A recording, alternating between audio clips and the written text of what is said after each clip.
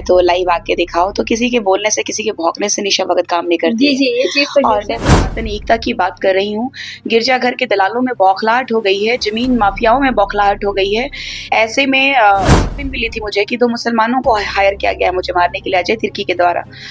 तो महत्वाकांक्षा पूरी करने के लिए, दलाली करने के लिए कोई किसी हद तक गिर सकता है कि बेचारा वो उम्र-दराज थे और उनका सर फोड़ करके लाया गया था। तो जब सर फोड़ा गया हो कि महारानी को बोलिए कि आप थोड़ा-सा पढ़िए, जानिए कि अप्रैल महीना के बाद ही, चौथा महीना के बाद ही छठा महीना आता है। ज़मीन दलाली की मामले में अगर अगर ये जो महामूर्खों की रानी अगर इतना ही सतर्कता से साथ आदिवासी समुदाय को अगर वो गुमराह नहीं कर रही हैं, तो वो ये रिम्स 2 प्रकरण में ना पहली बार थी, ना आखिरी बार दिखाई दे रही है। सबसे ज़्यादा खुशी ईसा और मूसा को मानने वाले लोगों में है, चर्च के दलालों में है।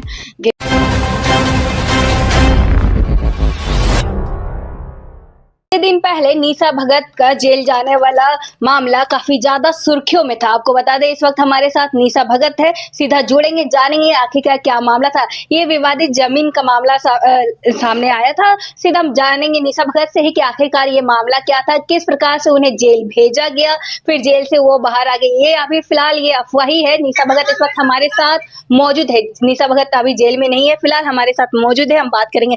निशा जी, आपका जिस प्रकार से आपको जेल भेजा जाने वाला मामला काफी ज्यादा सुर्खियों में था और लोगों ने बहुत कुछ भी कहा उस दौरान, तो आप अभी फिलहाल जेल में नहीं, आप बाहर है, क्या कुछ कहेंगे इस मामले पे आप? सबसे पहले तो आपके चैनल के माध्यम से जितने भी श्रोता है, दर्शक हैं, उनको मेरी तरफ से नमस्कार, जोहार, जय धर्मेश, जय जलायो, जय मरांगपुरो, जय आदिवासी, जय झारखंड। झारखंड राज्य में झारखंड की धरती में खूंटी जिला में पैदा हुए धरती आबा भगवान बिरसा मुंडा जी के आदर्शों पे चलने के लिए सदैव मैं तैयार रहती हूँ। जल जंगल जमीन की रक्षा की बात की जाए या तो धर्म और संस्कृति की बात की जाए, लगातार लड़ाई हमारा जो है अपने समुदाय के परिप्रेक्ष्य में चल रहा है। और ऐसे में एक जमीन जो आर्मी जवान के परिवार का जमीन था, जो रैयती जमीन था, उस जमीन में जमीन दलालों का कब्जा रहा है और उस जमीन दलालों के कब्जा का प्रमाण वो जो है नहीं दे पाए कि वो रैयत है। अब देखिए वो 3 बार वो केस कर चुके थे न्यायालय में और तीनों दफा ये जीत चुके हैं। प्रशासन दिखा रही है चौथे महीने का नोटिस और हम इनको दिखा रहे हैं सिविल कोर्ट का छठे महीने का जजमेंट। तो ये हमें प्रमाणित नहीं कर पाए और जमीन दलालों के प्रेशर के बाद में 1 थाना, 2 थाना नहीं 3-3 थाना मिल कर के काफ़ी प्रेशराइज़ किया गया हमें कि जेल भेजने की पूरी तैयारी कर ली गई। जो ज़मीन मालकिन है भगताइन उनको हाथ में काफ़ी मारा गया। उनके हाथ में अभी भी चोट होगा और उनको पूछवाया गया कि बोलिए निशा भगत ज़मीन दलाल है, आपने निशा भगत को कितने पैसे दिए? रही बात अगर ये षड्यंत्र नहीं होता तो अजय तिर्की जो ज़मीन का बात करता है, तो कभी आपने देखा नहीं होगा कि वो नगड़ी प्रकरण में दिखाई नहीं दिए हैं। वास्तविक ज़मीन को बचाना हो, जो खेतीहर ज़मीन को बचाना हो, तो वो कहीं दिखाई नहीं देते हैं। ना ही रिम्स 2 का पहला जो आंदोलन था, ना ही अंतिम आंदोलन बोलेंगे, चाहे कल-परसों जो अभी लगातार भूमि पूजन को लेकर के विरोध हुआ। जब मैं उधर बिज़ी थी तो इधर एक अलग-सा आंदोलन छिड़ा हुआ था अपने जल जंगल ज़मीन को बचाने की। एक अलग-सी आँधी आई हुई थी। ऐसे में ये ज़मीन दलाल नगड़ी में नहीं पहुँच कर के, मुंडी फुड़वा कर के वो पहुँचते हैं। 1 दिन पहले ही वो उनका प्रहार होना था, वो प्रहार नहीं कर पाते हैं। मैं थाना प्रभारी को भी फ़ोन कर चुकी थी। मैं ग्रामीण एसपी साहब को भी फ़ोन कर चुकी थी। सारे प्रशासन तंत्र को पता था कि अजय तिर्की नाम का ज़मीन दलाल जो है 40 लोगों के साथ 30 महिला, 30 पुरुष और 10 महिला कुछ इस टाइप का वो लोग लेके जाने वाले थे। इसकी सूचना मैंने प्रशासन को दे दी थी और मीडिया को दी थी, जो करके वो लोग वहाँ पहुँचने के बाद, मीडिया के पहुँचने के बाद में पुलिस हरकत में आती है। पुलिस हरकत में आने के बाद वो दूसरे पक्ष को खबर चल जाता है। मुझे जहाँ तक बताया गया कि किसी मीडिया के द्वारा ही पता चला और वो वहाँ नहीं पहुँचे। और नहीं पहुँचने के दौरान फिर सुबह में जब ढलाई का हुआ, जब अगर नींव बनता है, कोई ज़मीन में विवाद होता है तो नींव जब गाड़ा जाता है उसी समय रोक लगाया जाता है। ये कह रहे हैं 1 बार, 2 बार नहीं 3 बार रोका गया, तो 3 बार कोर्ट के माध्यम से गई है। और ये हार गए। जब पूरा प्रकरण को मैं जानती थी, ज़मीन दलाल अभी जिस तरीके से मैं धर्मांतरण के खिलाफ चल रही हूँ, जिस तरीके से सरना सनातन एकता की बात कर रही हूँ, गिरजाघर के दलालों में बौखलाहट हो गई है, ज़मीन माफियाओं में बौखलाहट हो गई है। ऐसे में जो अजय तिर्की कहाँ से वो बुड्ढा को लेके आ गए, जब मैं जान रही थी कि ये लोगों का कोई ना कोई साजिश हो सकता है। एक खबर और भी मिली थी मुझे कि 2 मुसलमानों को हायर किया गया है मुझे मारने के लिए अजय तिर्की के द्वारा। तो सारे चीज़ों को लेकर के काफ़ी अलर्ट रही मैं, और अलर्ट रहने के साथ-साथ में मैं ऊपर में छत पे, ये लोग मेरे पे एलिगेशन लगा सकते थे, इसीलिए 2 बच्चों को भी हमको सेफ रखना था, लड़कों को तो और भी ज़्यादा केसेस में फँसा सकते थे। हम तो लड़कियों को बहुत ज़्यादा धाराएँ इन्होंने डाल दी है इन्होंने। और हमें लगा था कि पुलिस प्रशासन का जो मुखौटा है, उसको देखना चाहिए, पूरा सिस्टम को देखना चाहिए। आप देख रहे थे कि सीओ साहब भी लाठी-डंडा लेकर के किस तरीके से सारे प्रशासन के साथ मिल कर के अपना पुलिस प्रशासन का जो भक्षक का रूप था, वो दिखाया उन्होंने।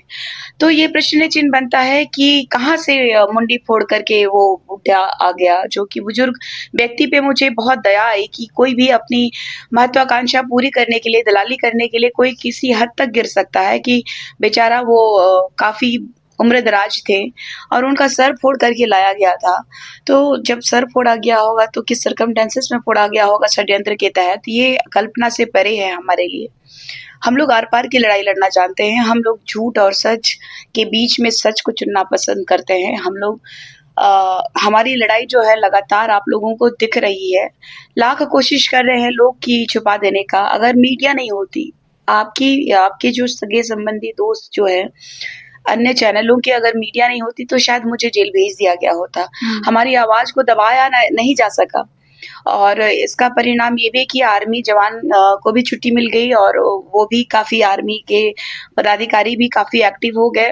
भले इस देश के जवान जो है देश के लिए शहीद होने के लिए चले गए हैं, और उनकी लड़ाई कौन लड़ेगा? चिंता का विषय था, इसलिए उन्होंने जब आवेदन मुझे दिया, तो मुझे बेहद खुशी हुई कि मैं ऐसा काम करने में सक्षम हूँ। अगर मैं ज़मीन दलाल होती तो प्रश्न चिन्ह है ये कि मेरे आस-पास दाएँ-बाएँ मैं कहीं, अगर मुझे लगता है कि मेरी जान को खतरा है इस प्लेस में, तो मेरे साथ बाउंसर्स भी होते हैं। मेरे साथ कई ऐसे लोग होते हैं, 4-5 लोग तो होते ही हैं। लेकिन क्या ज़मीन बचाने के लिए मैंने कोई अपने बॉडीगार्ड को लेके गई? क्या मेरे साथ में कोई बाउंसर थे या कोई मेरे साथ ज़मीन दलाल थे? नहीं थे। जब नहीं थे तो ये आरोप कैसा? जबकि सीओ साहब ने भी मुझे ज़मीन दलाल कहा, जो 3-3 थाना के लोग थे सभी मुझे ज़मीन दलाल कह के संबोधित किए। ये सिद्ध नहीं कर पाए, इसीलिए मेडिकल का प्रोसेस होने के उस बाद दिन क्या हुआ ये मेरी जैसे जो छवि आप को, जेल मतलब आपको ले जाया गया, कुछ और भी महिला आपके साथ थी गाड़ी में? चूँकि मैं गाड़ी में बैठ गई थी, आप लोगों ने मीडिया के माध्यम से देखा होगा कि कुछ महिलाओं ने मुझे गाड़ी से नीचे उतरने के लिए कहा, और प्रशासन से उन्होंने पूछा बार-बार कि निशा भगत को जेल क्यों लेके जा रहे हैं? आप सीओ को बुलाइए, आप ज़मीन दलाल जो अजय तिर्की है, और वो 2 मुसलमान हैं जो उनका नाम मैं भूल रही हूँ, कोई अंसारी है, दोनों अंसारी हैं, और एक अजय तिर्की के साथ में विजय साहू जो है, जो रिंग रोड का ही है और हुसीर के आसपास का ही है, और वो ज़मीन दलाली में प्रखरता से, और उनका क्रिमिनल रिकॉर्ड भी है इसी कांके थाना में। उनको पकड़ने में ये सक्षम नहीं होते हैं, लेकिन जो जेनुइन है, जो वाक़ई ज़मीन के मालिक हैं, उनको जोतकार बनाया जा रहा है। देखिए विडंबना कि वो अपने आप को मालिक और इनको जोतकार बना रहे हैं। और अगर ये जोतकार होते तो इनको उनका जो घर पहले से बना हुआ है, जो कच्चा मकान है, वो क्यों बनने देता ये लोग? हुँ। वो तो ऑलरेडी वहाँ पे रह रहे हैं कच्चा मकान बना करके। आपके ही जो साथी जन हैं, जो आदिवासी समाज से ही आते हैं, उनका कहना है कि जब उस ज़मीन पे जब कोर्ट का आदेश मतलब इन्वॉल्व है, कोर्ट इन्वॉल्व है, तो फिर निशा जी को जाने का वहाँ क्या ज़रूरत है? इस प्रकार से क्या होशियार बनने की ज़रूरत है? ये इस प्रकार की चीज़ें सामने आ रही है। आपकी बहन, छोटी बहन जशना का ही कहता हुआ ये नज़र आ रहा है। देखिए, चूँकि इन लोगों को ज्ञान का अभाव है, चौथा महीना मतलब होता है कि अप्रैल का महीना का ये लोग एसडीएम का पेपर को दिखा रहे हैं, एसडीओ, एसडीएम पेपर दिखा रहे हैं। लेकिन हम छठवें महीने का सिविल कोड का, जो कि इस भारतीय संविधान की आत्मा कही जाती है, माननीय न्यायालय, माननीय कोर्ट परिसर जो है इस संविधान की आत्मा है, वो वहाँ सच दिखता है। और वहाँ से हम डिग्री प्राप्त कर चुके हैं। तो इसी में ये जो पदाधिकारी है, अगर ये सोच लीजिए कि 3 थाना के पदाधिकारी बोल लीजिए, पूरा प्रशासन तंत्र लगा हुआ था, सीओ साहब लगे हुए थे, उसके बावजूद अगर हम गलत थे पेपर से, तो हमें जेल क्यों नहीं भेजा गया? ये तो सोचने वाली बात है। ये महामूर्खों की महारानी को बोलिए कि आप थोड़ा-सा पढ़िए, जानिए कि अप्रैल महीना के बाद ही, चौथा महीना के बाद ही छठा महीना आता है। और अगर ज़मीन दलाली की मामले में अगर अगर ये जो महामूर्खों की रानी अगर इतना ही सतर्कता से साथ आदिवासी समुदाय को अगर वो गुमराह नहीं कर रही हैं, तो वो ये रिम्स 2 प्रकरण में ना पहली बार थी, ना आखिरी बार दिखाई दे रही है। ना ही किसी ऐसे प्रकरण में वो दिखाई देती है। सिर्फ़ माला पहनने और फूल का गुच्छा हाथों में ले लेकर के फ़ोटो खिंचा लेने से और रील्स बनाने से नहीं ना होगा। या फिर ईसाई मिशनरी जो विदेशी धर्म के संरक्षण में रह करके अपने आप को बड़ा नेता समझने से नहीं होगा। ज़मीनी स्तर पे काम करना पड़ेगा। वो जो बात कर रही हैं, संवैधानिक बात कर रही हैं, तो संवैधानिक लोग ही मुझे पकड़ने आए थे। और आधी रात में क्या मजबूरी रही होगी उनकी कि मुझे प्रोसेस होता हुआ, सोच लीजिए दूसरे दिन सभी अखबारों में आ गया। आज की बात घटना बता रही हूँ। मेरी माँ फ़ोन करके बोलती है, एक महिला में उनसे लड़ने गई कि तुम्हारी बेटी जेल चली गई और अनाप-शनाप बोल रही थी। तो मेरी छवि को धूमिल करने का प्रशासन और ज़मीन दलालों के माध्यम से कई तरह से कोशिश की जा रही है कि किसी तरह से मुझे गौन करने की साजिश चल रही है, ताकि मेरा जो वॉइस है उसको दबाया जा सके। जो धरती आबा बिरसा मुंडा जी की आवाज़ रही थी कि जल, जंगल, ज़मीन बचाना, या तो फिर धर्मांतरित मिशनरियों के खिलाफ लड़ने का, धर्मांतरण के विरोध लड़ने का जो आवाज़ था उसको दबाने की कोशिश बहुत गहराई से चल रही है। जी निशा जी, आप जेल जब जा रहे थे तो लोगों में एक अलग ही माहौल देखने को मिला। कुछ लोग के चेहरे पे खुशी देखने को मिला, कुछ आप अक्सर मतलब आदिवासी समाज के हित के लिए लड़ाई लड़ते आए, तो बहुत सारी चीजें देखने को मिली। खासकर सोशल मीडिया पे बहुत सारी चीजें देखने को मिली है, जैसे कि आपको ट्रोल करना या फिर एआई से रिलेटेड वीडियो बनाना। ये सब को आप कैसे देखते हैं और आप कैसे फेस करते हैं? क्या लगता है जब आप जेल जा रहे थे तो आपके साथ कौन था, या फिर सब जश्न मनाते हुए नजर आ रहे थे? क्या लगता है आपके जेल जाने से सबसे ज्यादा खुशी किसको मिलेगी? देखिए, मेरे जेल जाने से सबसे ज़्यादा खुशी ईसा और मूसा को मानने वाले लोगों में है, चर्च के दलालों में है, गिरजाघर के दलालों में है, बिरसा मुंडा जी के हत्यारों में सबसे ज़्यादा खुशी का माहौल है। आप देख रहे हैं कि ज़मीन दलाली करने में जो टॉप रैंक के लोग हैं, उन्होंने कितनी खुशी मनाई और सोशल मीडिया में भी अपनी खुशी ज़ाहिर की। उन्होंने कहा कि दम है तो लाइव आके दिखाओ। तो किसी के बोलने से, किसी के भौंकने से निशा भगत काम नहीं करती जी है। जी, ये चीज तो और ज्योत्सना के द्वारा नहीं पता कि ज्योत्सना ने कहा, मैंने एक सोशल मीडिया में देखा था ऐसा कि गड्ढा जिसके लिए खोदा जाता है वो खुद गिर जाते हैं, तो वो खुद गिर गई। आपने पोस्ट किया, आपको एक आदिवासी बेटी की लड़ाई नहीं दिखाई दी कि एक आर्मी जवान के लिए जो करके आर्मी जवान जो देश की सेवा कर रहे हैं, उनके परिवार के साथ खड़ी हूँ। गलत क्या है, सही क्या है, ये तथ्य का प्रमाण बिना जाने लोग किसी पे टिप्पणी कैसे कर देते हैं। ऐसे ही निजी जीवन में ये लोग अटैक कर रहे हैं। ये लोग निजी जीवन में कोई दूध के धुले हुए नहीं है। आप कैसे फेस करते हैं?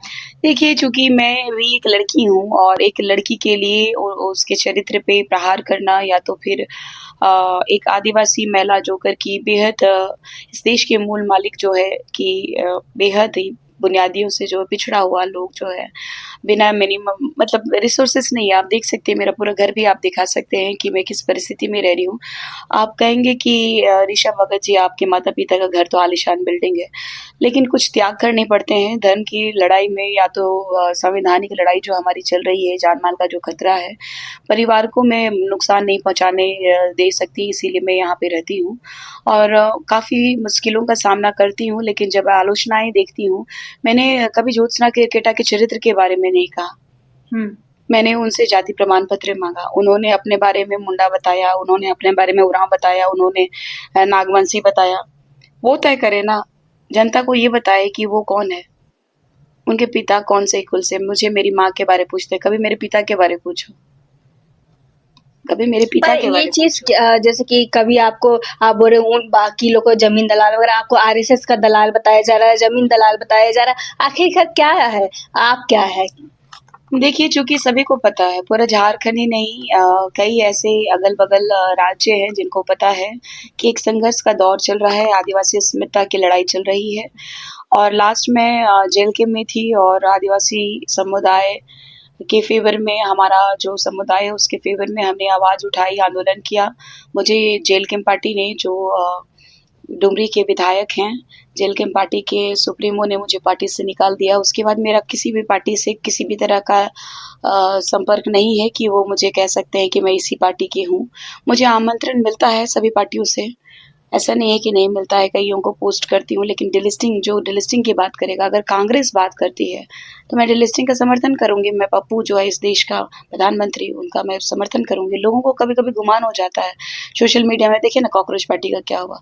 लोग सोचते हैं कि मेरे पास सोशल मीडिया की भीड़ है, लोग सोचते हैं कि राहुल गांधी की तरह कि मेरे फॉलोअर्स बहुत है तो मैं नेता बन गया।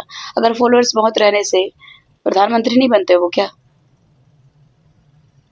तो फिर सबसे बड़ी जी, बात एक है, बात बताइए, कहीं न कहीं आप लोग का जो चीज़ें हैं, निजी जीवन सोशल मीडिया पे खुलेआम ऐसे आ रहा है। कभी आपकी ओर से टिप्पणियाँ या फिर कभी जोशना की ओर से टिप्पणियाँ, आप लोग मतलब एक कहीं न कहीं बहुत ही मैच्योर और सामाजिक महिला है। इस प्रकार की चीज़ें कितनी हद तक सही है? क्या लगता है आपको? चूँकि आप भी एक भारत के चौथे स्तंभ में आप काम कर चुकी हैं, पत्रकारिता में आप हैं और मैं पहले पत्रकार रह चुकी हूँ।